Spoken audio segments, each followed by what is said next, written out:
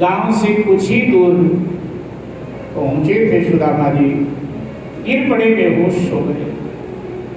भगवान श्री कृष्ण ने द्वारिका में बैठे बैठे ये दृश्य देखा।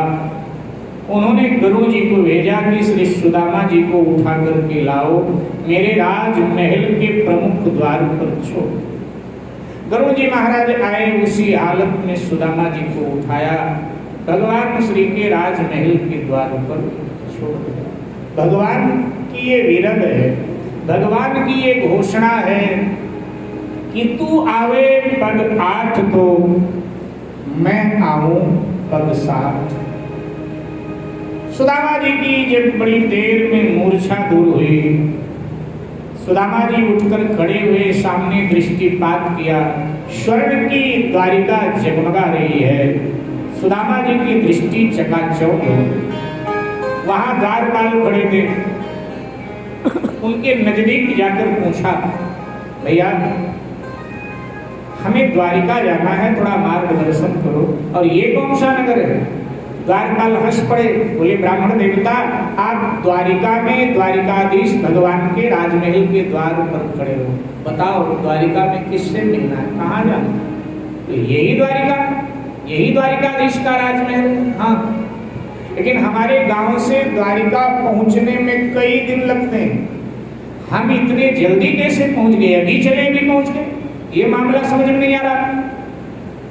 द्वारपालों ने कहा, अब इतने जल्दी आप कैसे पहुंच गए, ये तो हम नहीं बता सकते, हमें नहीं मालूम, लेकिन यही द्वारिका है और द्वारिकाधीश का राजमहल यही है, ये हम आपको पक्का बता रहे।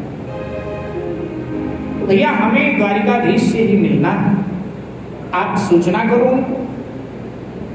हंसने लगे द्वारपाल, उनको लगा गरीब ब्राह्मण है, कुछ मांगने ही आया हो। बोले ब्राह्मण देवता सुनो, ये सब बातें छोड़ो, आपको चाहिए क्या वो बताओ। क्योंकि भगवान श्री कृष्ण का हम सबको आदेश है कि कोई दीन दुखी गरीब साधु ब्राह्मण द्वार पर आवे, वो जो मांगे मेरे बिना पूछे उसे वो दे दिया जाए।